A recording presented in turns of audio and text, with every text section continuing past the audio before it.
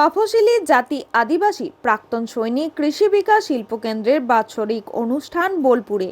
তপশিলি জাতি আদিবাসী প্রাক্তন সৈনিক কৃষি বিকাশ শিল্পকেন্দ্রের একটি ছোট্ট বাৎসরিক অনুষ্ঠানের আয়োজন করা হয়েছিল। এই অনুষ্ঠানের মুখ্য উদ্দেশ্য গরিব দুস্থ প্রতিবন্ধীদের পাশে থেকে তাদেরকে সহযোগিতার হাত বাড়িয়ে দেওয়া। এই সংস্থা সমাজসেবামূলক বিভিন্ন কর্মকাণ্ড করে থাকেন। বিভিন্ন সময়ে পিছিয়ে পড়া মানুষদের সহযোগিতার হাত বাড়িয়ে দেন। তারা প্রতিশ্রুতিবদ্ধ আগামী দিনে আরও বিভিন্ন ধরনের সমাজসেবামূলক কাজ করেছে এবং আগামী দিনে আরও বৃহত্তর কাজে অঙ্গীকারবদ্ধ। এই কনকনে ঠান্ডায় গরিব দুস্থদের কথা চিন্তা করে এই সংস্থা গরিব দুস্থ ব্যক্তিদের হাতে শীতের কম্বল তুলে দিলেন, যাতে তারা এত তীব্র কনকনে ঠান্ডা থেকে রেহাই পায়। শুধু কম্বল নয়, তাদেরকে কিছু আর্থিক সহযোগিতা দিয়ে সাহায্য করা হয়। এছাড়াও প্রতিবন্ধী যারা আছেন তাদের জন্য সাইকেল ও বিভিন্ন রকমের সরঞ্জাম তুলে দেবেন বলে সংস্কার কর্তৃপক্ষ জানান। এই অনুষ্ঠানে উপস্থিত ছিলেন সংস্থার সভাপতি প্রণব ঠাকুর, সহ-সভাপতি হাসানুজ্জামান খাদিম, সম্পাদক দেবাশিস মুখার্জি, সহ সম্পাদক মিজারুল ইসলাম মণ্ডল, যুগ্ম সহ সম্পাদক নাজমুর নাহার খাতুন, কোষাধ্যক্ষ সৈয়দা সগুপ্তা সুলতানা ও এই সংস্থার অন্যান্য সদস্যগণ।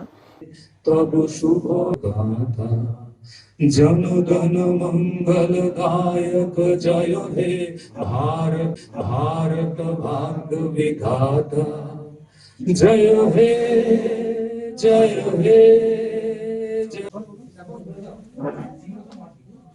বৈদ্যনাথ মণ্ডল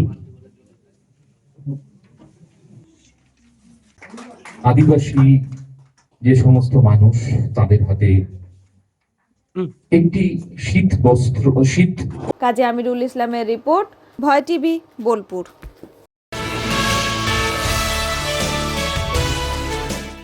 নোবেলজয়ী অমর্ত্য সেনকে এসআইআর শুনানিতে ডাক।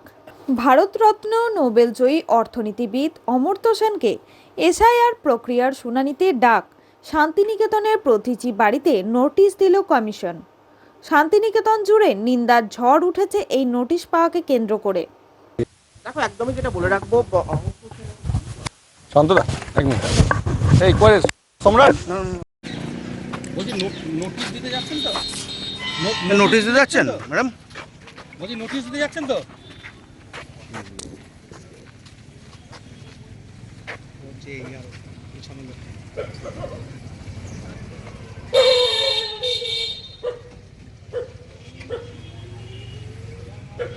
তো ব্লগের কাজ করেন।